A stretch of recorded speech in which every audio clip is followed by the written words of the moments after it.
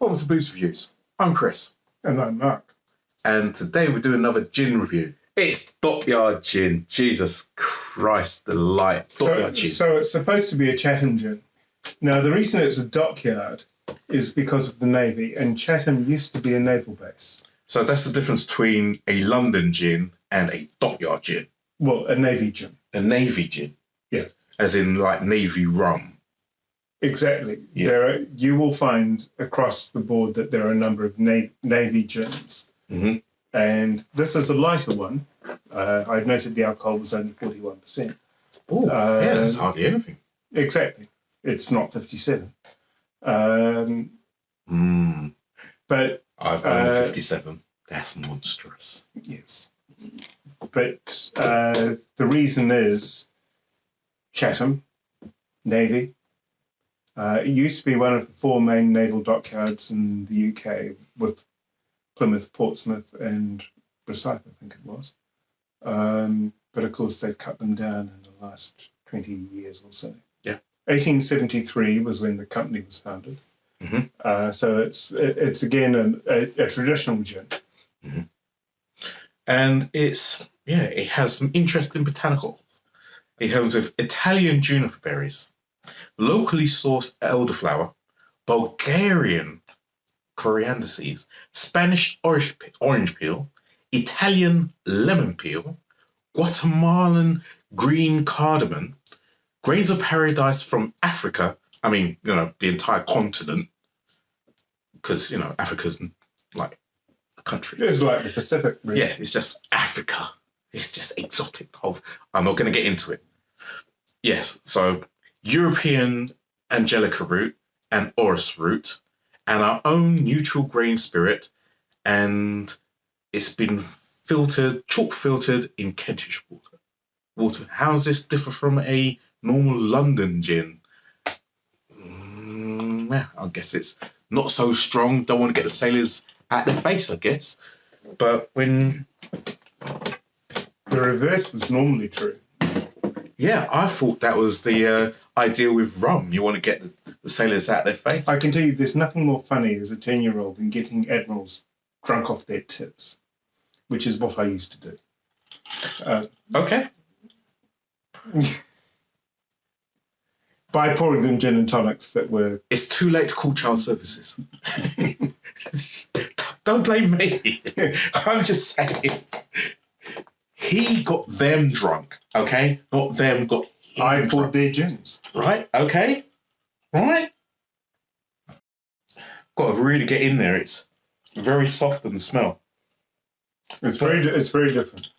Yeah. It's almost floral.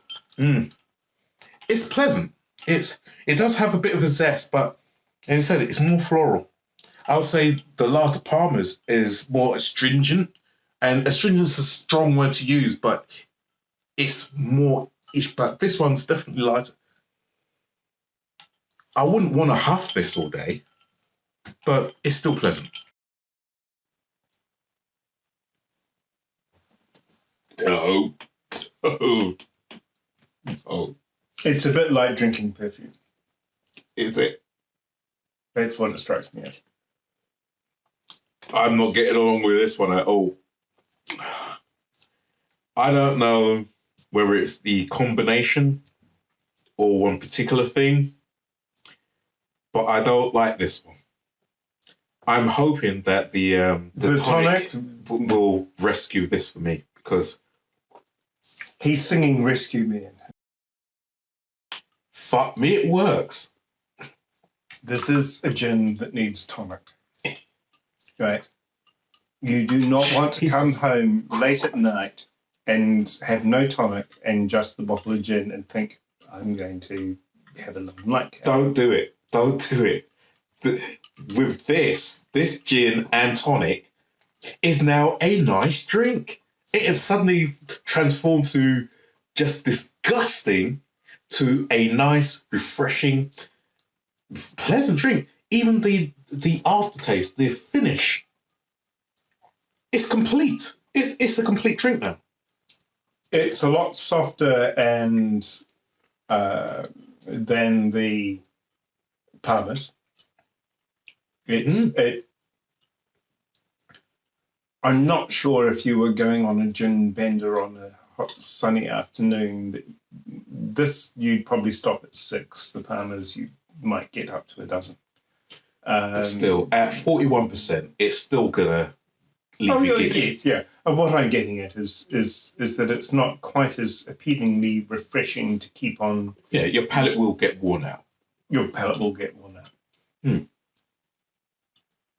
But that said, the tonic absolutely saves this gin. Absolutely. Totally. Completely. But wow, it was wretched before. But now, yeah, okay. So I'm going to give this 3 because I'd give it 2 as a straight gin, but 3 as a gin and tonic. So, a 3? In other words, I think the Palmer's still ranks as the leader. The leader. So the question is, if you personally, I'm going to give it 2. Yeah. Simply because it is wretched as a standalone, and you have to do something to it in order to make it palatable. And this is Fever Tree again. So what if we tried something else? Then we'll still have wretchedness. All the other 2 that we tried.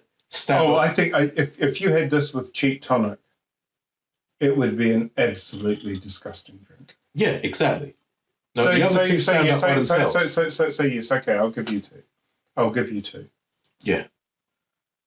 This needs too much work to be carried on by the tonic. It's really, again, what you might call a 2.5. In other words, you need the tonic to make it 3. As a gin by itself, it's definitely 2. It's not a 1.5. So but it is saved by the tonic. Truly. It's not by no means perfect with the tonic, but it's definitely a step above. Yeah. And it's not as refreshing and as delightful as the Palmer's is with the tonic. No, if you've noticed, we didn't even try to pick out any particular botanicals because it's so mashed up as when it's neat, it's just unbearable. And with the tonic, it's almost like a relief. It's just nice. And I can't pick out anything. Yeah, maybe a bit of grapefruit. And they mentioned pink grapefruit, and that's why it's in my mind. Yes, I can pick out a little bit of that. And it's got that kind of tangy zest thing going on. But at a stretch. But with tonic, yeah, all right, it can be drunk. I think I might become a gin guy.